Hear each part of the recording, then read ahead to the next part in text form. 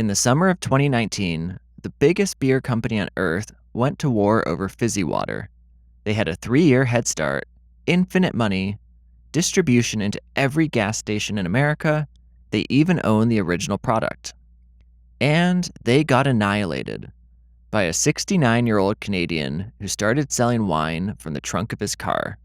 A man who, at that point, had already beaten the beer industry once before, with lemonade.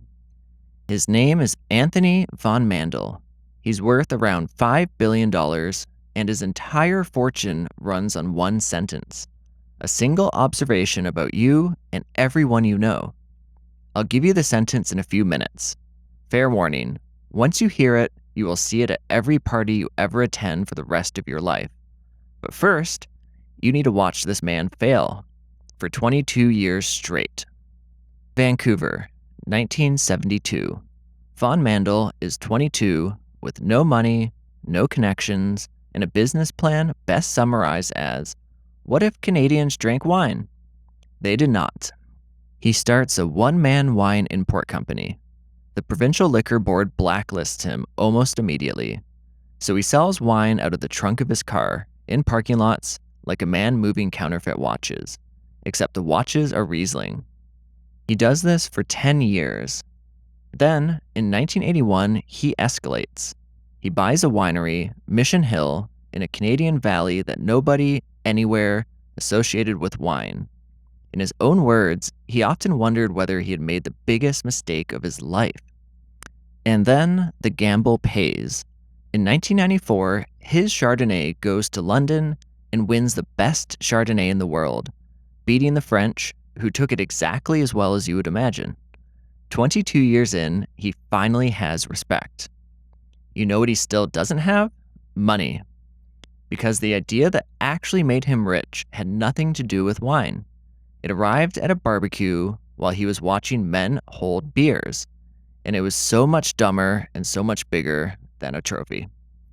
Watch the men at any barbecue in the 1990s. Every single one is holding a beer.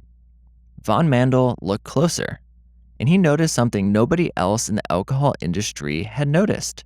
A quarter of those men didn't want the beer. They didn't like it, never had. But back then, pick up a wine cooler, a cocktail, anything sweet, or God forbid, on a stem, and somebody would have a comment ready before you sat down. So they held the beer. Grown men drinking something they didn't like as a defensive measure against one joke. That's the gap. Making a drink those men would enjoy, easy. Making one they could be seen holding, that was the entire trick. So in 1996, Mike's Hard Lemonade tastes nothing like beer, but a cold bottle, same fridge, and you can carry it across the lawn without explaining yourself. 2 things you should know. 1, there is no Mike. Never was. Mike was invented by a branding team because the name tested as an approachable everyman. Millions of people have a parasocial relationship with a man who does not exist. 2, in America, malt-based drinks are taxed like beer, and spirit-based ones up to 10 times more. So he quietly rebuilt the recipe on unflavored malt liquor. Same drink for you, wildly smaller tax bill for him. Mike's went national and printed money. And then Von Mandl did the hardest thing in business: nothing. For 20 years, he sat on his insight, waiting for the same gap to open again. In 2016, it did, because an entire generation had suddenly gotten scared of something new: sugar. By the mid-2010s, young people treated sugar roughly the same way their grandparents came to treat cigarettes. Beer meant bloat, cocktails meant syrup. Same barbecue, new insecurity. Nobody wanted to explain the drink in their hand. So he ran the play again. A slim, beer-shaped can, 100 calories, 5% alcohol. Tastes like almost nothing, on purpose. He called it White Claw after a rare wave pattern where 3 crests merge into one. Yes, that's real. No, nobody drinking one has ever known that. For 3 years, crickets. Then, summer 2019, a comedian named Trevor Wallace posts a video calling it a Four Loko that went to private school and shouts, Ain't no laws when you're drinking claws off a balcony. Over 2 million views. The can becomes a personality type overnight. Sales explode 275% in 1 year. $1.5 billion. More than every competitor combined. By September, there's a genuine national shortage. News anchors saying the word shortage about seltzer on air with straight faces. Now, remember the war from the beginning? The biggest beer company on earth? Here's the part that should be impossible. They had all of this first, and they threw it away.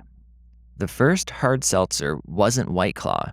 It was spiked seltzer, launched in 2013 by two guys in Connecticut.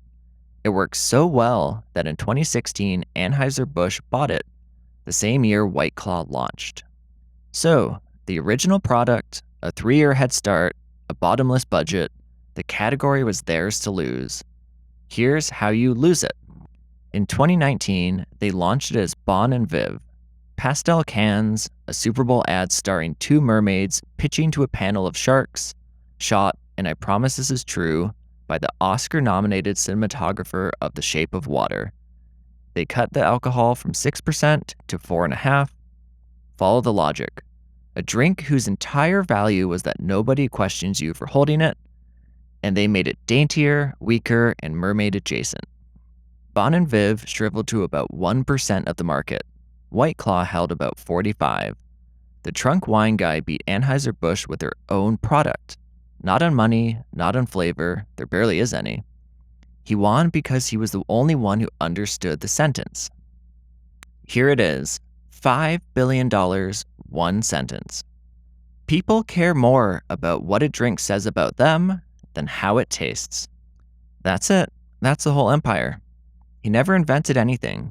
Britain had Elko Pops first, Connecticut had seltzer first. Across 50 years, Anthony von Mandl has had exactly one idea, and he has now sold it to you twice. And it cuts both ways. The seltzer boom cracked. Category sales down more than 13% in a year by 2023. And the product itself is alcohol engineered to go down easy, precisely because it tastes like nothing. That's not a flaw, that's the design. His question was never, what do people want to drink? It was, what will they let themselves be seen choosing?